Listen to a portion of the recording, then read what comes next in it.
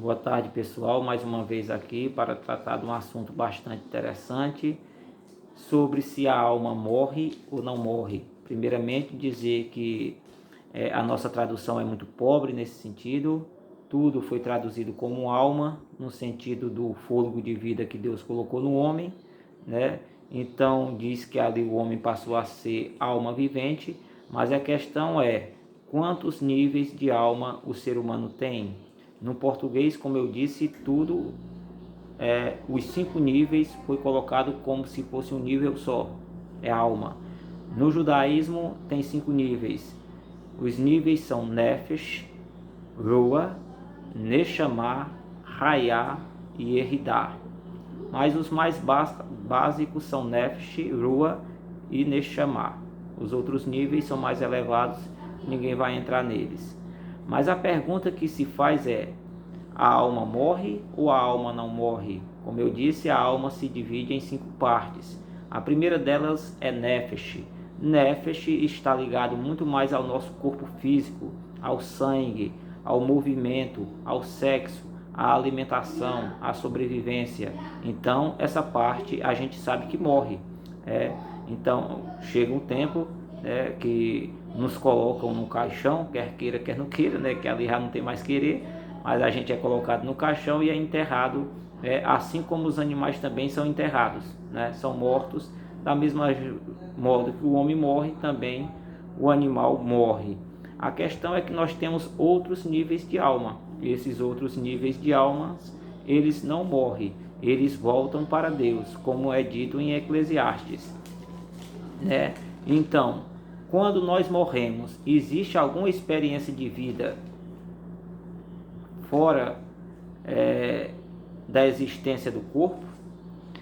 Existe resposta na Bíblia para tudo, E a resposta para essa pergunta se encontra em Eclesiastes, capítulo 9, versículos 5 ao 6, que diz: Pois os vivos sabem que hão de morrer, mas os mortos não sabem coisa nenhuma. Depois é dito que tristeza, ódio, inveja, depois que se morre, tudo isso perece, tudo isso cai no esquecimento e o homem não tem lembrança de mais nada disso. Por quê? Porque a Nefesh, o homem como nós conhecemos ele no sentido mais básico, ele morre, ele entra no caixão e ele fica no estado de sono. Em Daniel, no capítulo 12, versículo 13, diz que, lá é dito mais ou menos o seguinte, que vai, Daniel, porque tu dormirás com teus pais e no final dos dias se levantará na tua herança e receberá a tua recompensa. Então é dito lá que Daniel também vai dormir com os pais dele. Então a morte é um estado de sono, Então é uma questão muito interessante para a gente se discutir, para a gente discutir essa questão. A questão mais específica também é: o homem é um ser do mundo, Deus criou ele aqui no mundo, tanto isso é verdade que ele criou ele no Jardim do Éden, criou do barro, soprou na narina deles o fôlego de vida, ele passou a ser uma alma vivente. Então o homem é um ser deste mundo. Muitas vezes o homem algumas religiões pregam que o homem é um ser celestial. Não é. O homem é um ser deste mundo, com experiências espirituais. Algumas pessoas querem dizer o contrário, que o homem é um ser espiritual com experiências mundanas. Eu não acredito. Eu acredito que o homem é um ser do mundo com experiências espirituais e que essas experiências podem ser bastante aprofundadas se ele valorizar, desenvolver os outros níveis de alma, que são Ruah, Neshama, Hayah e Eridá. Isso está no livre-arbítrio do homem. Se ele se decidir, ele poderá estar evoluindo nesses níveis, e alcançando coisas maravilhosas. Então, certeza, o homem, segundo a Bíblia, quando ele morre, ele simplesmente perde todos os seus sentidos. A questão é: tem algo que sai do homem, Pedro, quando ele morre, ou ele simplesmente é enterrado? Lá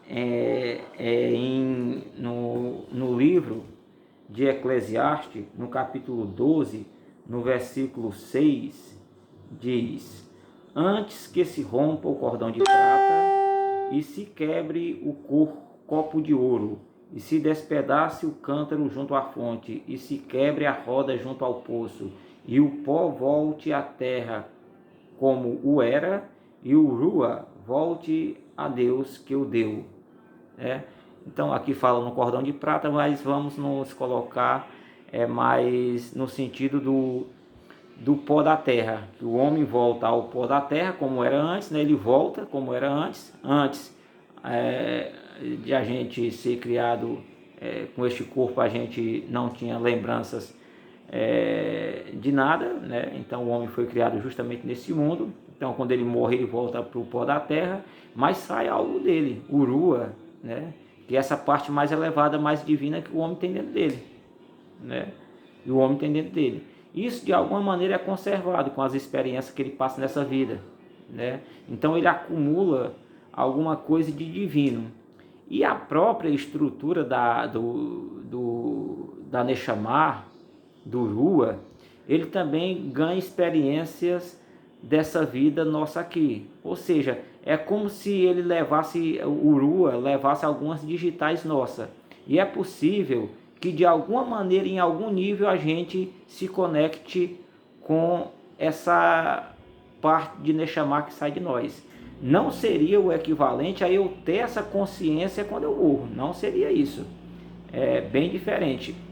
Por exemplo, eu vou dar um sentido aqui, um exemplo aqui, meio tosco, mas de qualquer maneira pode servir para melhor compreensão.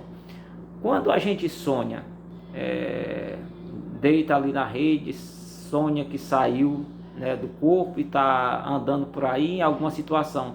Geralmente esses sonhos, a gente nem sabe quem é a gente, tem essa consciência que é a gente. Está ali, se está ali, né? Como se tivesse um tipo de uma consciência, mas que não tem lembrança muitas vezes de pai, de filho, de mãe.